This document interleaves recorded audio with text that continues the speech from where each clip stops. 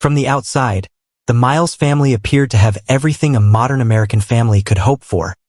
A beautiful two-story brick home nestled in a quiet Dallas suburb, 3 healthy children, and a loving couple who seemed to have weathered life's storms together. Neighbors often waved at Derek and Vanessa Miles as they loaded the kids into their SUV or worked on the lawn during weekends. In the age of social media, Vanessa's Facebook and Instagram profiles were filled with smiling photos. Christmas mornings in matching pajamas, beach vacations, and backyard barbecues. Vanessa, 34, was a registered nurse at a local pediatric clinic. She was known for her warm demeanor and endless patience. Friends and coworkers described her as the type of woman who made everyone feel safe. She juggled her career with parenting 3 young children, Emma 9, Jordan 6, and Nyla 3. Her life revolved around them. PTA meetings, soccer practices, story time before bed. Vanessa showed up for it all. Derek, 36, was a fitness trainer and part-time contractor. He had the kind of charm that made people gravitate toward him. Confident, funny, and physically imposing. To outsiders, he was the fun dad, the guy who helped shovel driveways in winter and always cracked jokes at block parties. He had started his own small business doing home gym installations, and while business wasn't booming, Vanessa's steady income helped keep things afloat. To anyone who didn't look too closely, they were the American dream in action. But behind closed doors, the cracks had already begun to form. Vanessa's closest friend, Lena Thompson, would later recall that things changed after Nyla was born. Derek, once playful and engaged, began spending more time at the gym or on his phone. He became easily agitated, critical of Vanessa's appearance and her work schedule. She brushed it off at first, chalking it up to the exhaustion of parenting 3 kids. But Derek's moods were shifting from dismissive to aggressive. And yet, every time she tried to talk about it, Vanessa would end the conversation with, "He's just stressed, things will get better." Family gatherings painted a different picture. Vanessa's sister, Monique, noticed how quiet she had become. Once bubbly and talkative, Vanessa now smiled less, answered questions vaguely, and rarely spoke about her relationship. She didn't have to say anything. Monique would later testify. You could just see it in her eyes. Something was wrong. But despite the tension, the photos continued. Christmas 2023 saw a picture-perfect snapshot of the Miles family under the tree. Nyla perched on Derek's shoulders, Vanessa smiling beside them. It was a performance, one designed to maintain the illusion that all was well. No one could have imagined that within 2 months, that illusion would be shattered forever. The woman who seemed to have it all would be dead, her children orphaned by betrayal, and her husband, the man she once trusted with her life, would be sitting in court laughing after being charged with her murder. What lay beneath the surface of the Miles family portrait wasn't just a troubled marriage. It was a ticking time bomb. By early January 2024, Vanessa Miles no longer believed her marriage could be saved. She just hadn't yet admitted it out loud. She was a woman deeply committed to her vows, to her family, and to the image of stability she had tried so hard to build. But for over a year, she'd been living in the shadows of emotional isolation. What began as quiet tension had evolved into something more disturbing. Sharp words, cold silences, and a growing sense of fear that she couldn't quite name. At night, when the children were asleep and the house fell into a tense quiet, Vanessa would retreat to the master bedroom closet, shut the door behind her, and write in a small leather journal. It was a Christmas gift from her sister Monique the year before, with a note tucked inside, "For the thoughts you never say aloud." That journal, discovered months later by investigators, would become a damning record of the final days of her life. "He doesn't touch me anymore. Not unless he's angry. The kids ask where Daddy is all the time. I don't know what to tell them. Sometimes I think he wants me gone." Vanessa's days became a balancing act between being a doting mother and surviving her husband's unpredictable moods. Derek had grown increasingly controlling. He monitored her phone calls. He questioned every dollar spent. He often accused her of cheating, despite her being the one staying up late folding laundry and preparing meals. Vanessa didn't argue anymore, not out of guilt, but out of exhaustion. Still, she tried. She cooked his favorite meals. She wore makeup on days off. She booked a weekend couples retreat through their church, but Derek scoffed at the idea. "We don't need therapy," he said. "You just need to stop nagging." The more she tried, the colder he became. What she didn't know, what no one knew, was that Derek had reconnected with an old girlfriend from high school, a woman named Tina Ross, now divorced and living 3 cities over. Vanessa discovered a text message by accident while changing Derek's phone settings for their car's Bluetooth. It read, "Soon, baby. Promise. I just need to take care of a few things." Vanessa didn't confront him immediately. She wasn't afraid of a fight. She was afraid of what would come after.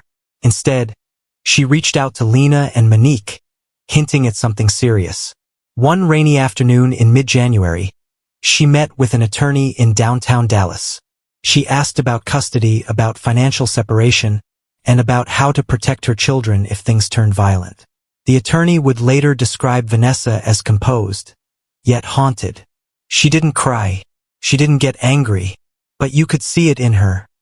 She was preparing for war. She didn't file immediately. She wanted to get through Nyla's 3rd birthday first. She wanted to prepare emotionally. But most of all, she wanted to protect her kids. Her plan was simple. Wait, save, document everything, and leave safely. But time was running out. Derek, meanwhile, had already started plotting.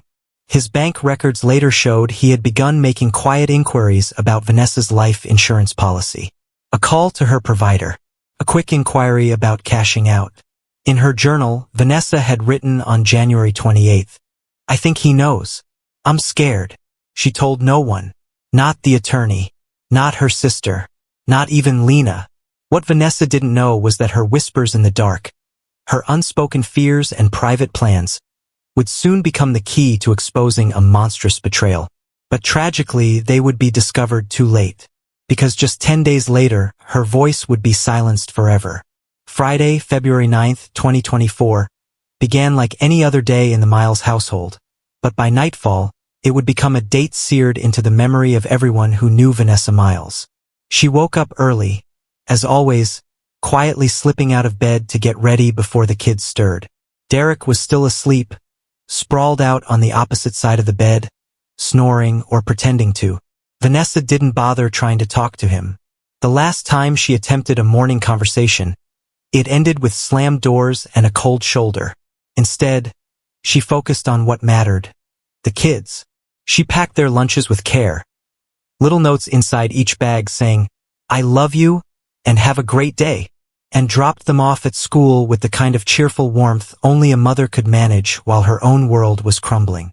Coworkers later said Vanessa had seemed a little distracted that day at the clinic, but still kind, still smiling. She even brought coffee for the front desk nurse and held a toddler's hand during a vaccine like it was second nature. But behind her polite smile, Vanessa's thoughts were a storm. She had made a decision. She was going to leave Derek. She had scheduled a second meeting with her attorney for the following Monday. She had begun looking at apartment rentals online. Lena had offered her a room to stay in temporarily if she needed it. Vanessa was preparing for a new chapter. That evening, after work, she picked up the kids and took them out for ice cream. It wasn't a special occasion, just a spontaneous little act of joy. They laughed in the car, played a silly guessing game on the ride home, and sang along to a Disney playlist. For a brief moment, Vanessa allowed herself to believe that everything might still be okay. But Derek had other plans. When Vanessa pulled into the driveway, Derek was standing outside. He didn't wave. He didn't smile. The kids rushed inside while Vanessa lingered, cautious. He asked her to talk, his tone low but tight with pressure. She agreed but said she needed to put the kids to bed first. He didn't respond, just turned and walked inside. By 9 p.m., the children were in their pajamas, tucked safely in their rooms. Vanessa changed into sweatpants, pulled her hair back, and braced herself. She walked downstairs to the living room, where Derek was waiting. The TV was on mute. A half-drunk bottle of whiskey sat on the coffee table. His eyes were glassy, his body tense. The conversation began as expected. Accusations, deflection, mockery. He called her cold, accused her of turning the kids against him, and told her she'd never survive without him. Vanessa, calm but firm, told him she was done. She didn't raise her voice. She didn't threaten. She just said she wanted out. That's when it happened. The neighbors later reported hearing a muffled scream, just once, around 9:37 p.m. One thought it was a television. Another thought it was a child. No one called the police. In the living room, blood soaked the beige rug beneath the coffee table. Vanessa had been struck in the head with a dumbbell, the kind Derek used during his workouts. The force of the blow cracked her skull. She fell instantly, hitting the side of the table as she went down. But he wasn't finished. He hit her again, and again, and again. When it was over, he stood there, chest heaving, staring at her lifeless body. For a moment, the only sound in the room was the hum of the muted TV. Upstairs, the children slept. Instead of panicking, Derek went into cleanup mode. He wrapped her in a shower curtain, dragged her into the garage, and began frantically scrubbing the blood from the floor. He even texted her phone later that night to make it look like she had gone out. He didn't call 911. He didn't try to revive her. He didn't think about his kids. He only thought about himself. But what he didn't realize, what he could never have predicted, was that one of the children, little Jordan, had heard everything. A thud, a cry, a scream cut short. He had gotten out of bed and peeked through the stairwell just long enough to see his father standing over something. He didn't understand. He didn't know what death looked like, but he would remember it for the rest of his life. 7-year-old Jordan Miles never spoke of what he saw that night. Not at first. But the memory stayed with him like a shadow, clinging to the corners of his young mind with cruel persistence. For a child who had once idolized his father, what he witnessed on February 9th would reshape his world forever. That night, after the thuds and muffled scream, Jordan sat curled at the top of the stairs, knees tucked to his chest, listening. He didn't understand what was happening, but he knew something was wrong. His mother's voice, usually calm, often singing, was gone. The house felt colder, the air heavier, and then there was silence. Not peace, not stillness, just a terrible, aching silence. He waited. Minutes passed. Then footsteps. He peeked through the railing, careful not to breathe too loudly. He saw his father, Derek, dragging something heavy through the hallway. Jordan saw dark stains on the carpet and something wrapped in plastic. His young mind couldn't comprehend it, but his instincts screamed, hide. So he did. He crept back into his room, shut the door, and slid under the bed. He stayed there for hours, holding his breath every time footsteps echoed down the hall. At some point, he must have fallen asleep. The next morning, Jordan and his sisters were awakened by Derek's voice. Unusually calm, almost too cheerful. He told them Mommy had gone to visit her sister, that she left very early for a break, that she'd be back soon. Jordan didn't ask questions. He just nodded, but something inside him cracked. Over the next few days, Jordan became withdrawn. Teachers at his elementary school noticed the change almost immediately. A boy who once raised his hand excitedly now stared out the window, flinching at loud noises. He cried during recess and clung to his sister's hand at pickup. At home, Derek grew paranoid. He cleaned obsessively. He told the kids not to go near the garage. He said Vanessa had left because she needed space. But every time he said her name, Jordan looked away. He hadn't heard her voice since that night, and he hadn't seen her car leave either. What troubled the boy most was the strange way his father was behaving. He laughed often, but not the kind of laugh Jordan was used to. It was hollow, sharp, and sometimes for no reason at all. 3 days after the murder, Derek made a critical mistake. He took Vanessa's phone and sent messages to Lena and Monique, pretending she was fine. But the tone was wrong. Vanessa never used short, abrupt messages. She never ignored her sister's calls for this long. Lena grew suspicious and drove to the house. Jordan was the one who answered the door. When Lena asked where Vanessa was, Jordan said softly, "She went away after Daddy got angry." Lena froze. "What do you mean, baby?" She was crying. Then she stopped. "I saw Daddy drag her." That was all she needed. Within hours, police were at the residence. A search warrant was issued. Derek, strangely calm during questioning, said Vanessa had left him, that she was emotionally unstable and ran away. But he wasn't prepared for what came next.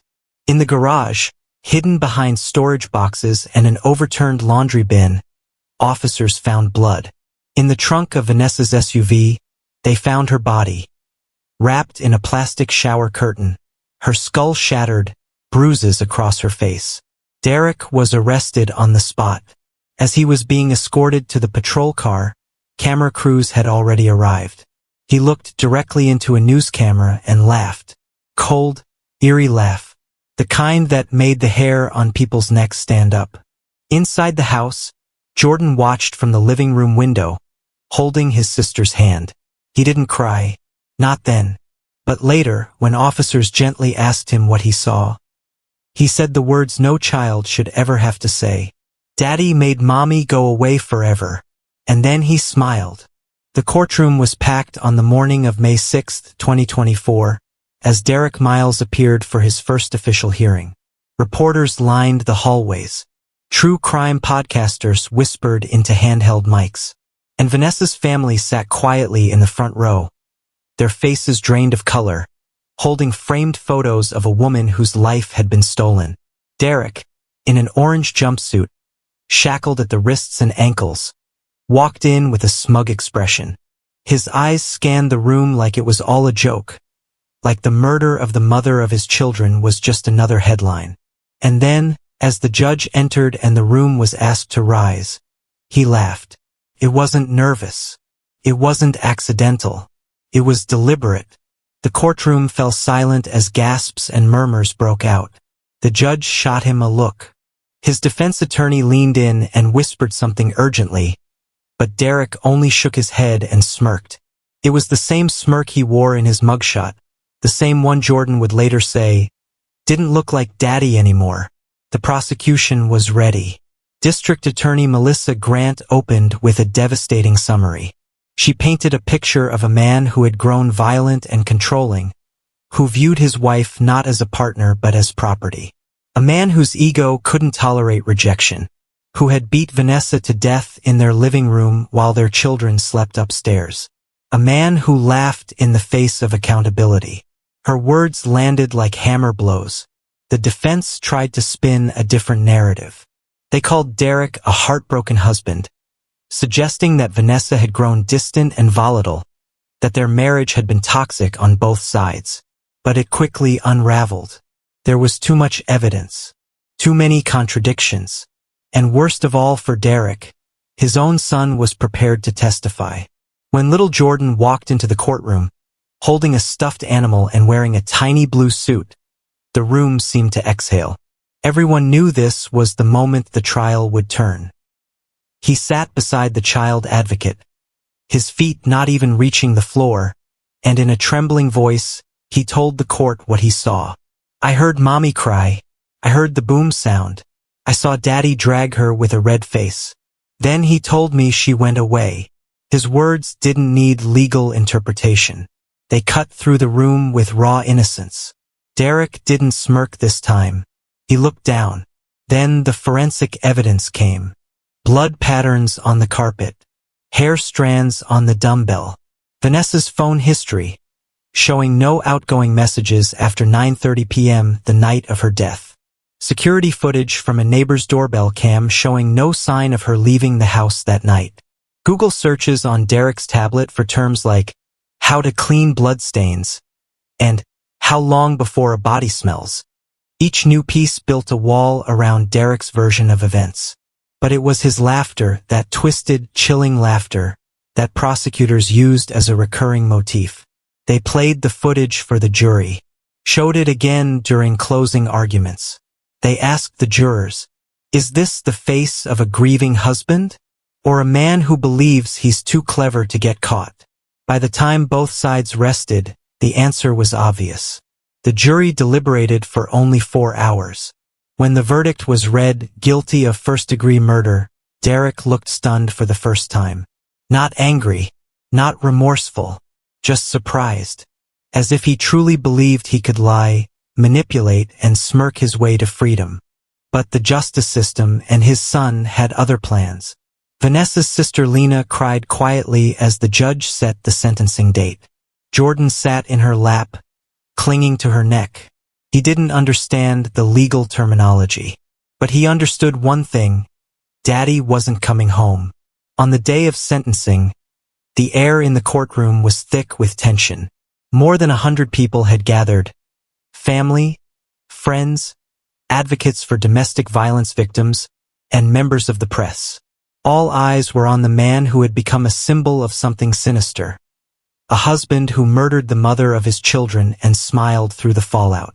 Derek Miles entered the courtroom in shackles, the orange of his jumpsuit stark against the pale walls. He looked thinner now, his beard unkempt, his eyes hollow, but the arrogance remained. As he sat down, he glanced at the prosecution table and gave a slight smirk. The same smirk he had worn when they found Vanessa's body. The same one he'd shown during his son's testimony. He wasn't sorry. He never would be. Judge Rosemary Beck, known for her firm stance on domestic abuse cases, presided with a solemn expression. She had already reviewed the impact statements submitted by Vanessa's family. But now she would hear them aloud, in person, in front of the man who shattered their lives. Lena, Vanessa's sister, was the first to speak. Her voice quivered, but her words struck like daggers. You didn't just kill my sister. You killed our joy, our future family holidays, the way we used to laugh on the phone at night. You didn't just take her from her children. You took the part of their childhood that was safe. Tears ran down her face, but she stood tall. Next came Vanessa's mother, Eloise, a soft-spoken woman whose grief had hollowed her over the past year. She held a photo of Vanessa at her wedding, beaming in a white dress, her hand in Derek's. I watched you marry her with joy in your eyes, she said, looking directly at him. And I watched that joy rot into rage. You didn't just break a promise, Derek. You became the thing we fear most in the world. A man who kills the woman he once claimed to love. Then, unexpectedly, Jordan's words were read aloud by a victim's advocate. I miss Mommy. I dream about her. I don't know why Daddy hurt her. I don't want to see him ever again. I want him to stay far away so she can rest. Silence fell like a stone in the courtroom. Judge Beck took a long breath. She looked directly at Derek. You have shown this court no remorse, no accountability. You laughed at your arrest. You mocked the pain of your children. And you killed a woman who loved you. This is not just a crime of passion. This is a cold, calculated execution of control. You are a danger to society, and you are a permanent scar on the lives of your children. And then came the sentence. Life in prison without the possibility of parole. Derek didn't flinch. He didn't cry. Instead, as the gavel struck and the courtroom reacted, he looked up one last time and, unbelievably, chuckled. The room erupted. Gasps, cries. Even the bailiff stiffened in disgust. It was the final insult, but it didn't change the outcome.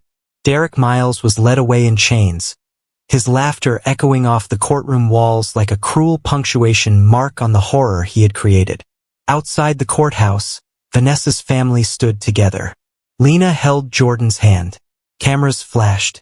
Reporters asked questions. But the only words Lena offered were soft and certain. He laughed. But we're still standing. That's the difference. After Derek was sentenced, life slowly began to shift for Vanessa's family. The pain didn't disappear, but it changed shape. Jordan and his younger siblings were placed in the care of their Aunt Lena. She turned her home into a safe place, one filled with photographs of their mother, bedtime stories, and quiet reassurances that they were loved and safe. Jordan had nightmares at first. He would wake up crying, asking where Mommy was. Over time, those cries became whispers, then silence. Therapy sessions helped him talk about the night that changed everything. Lena did her best. She enrolled them in new schools, changed their last names, anything to give them a fresh start. Vanessa's old friends held fundraisers. A scholarship in her name was created at the local college. Her story became a rallying cry for domestic violence awareness. Derek faded from their conversations, but his actions left a mark. One that reminded everyone how quickly love can turn into something deadly, and how important it is to listen, speak up, and protect one another. In the end, the family didn't find closure, but they found strength. And for Vanessa's children, that made all the difference.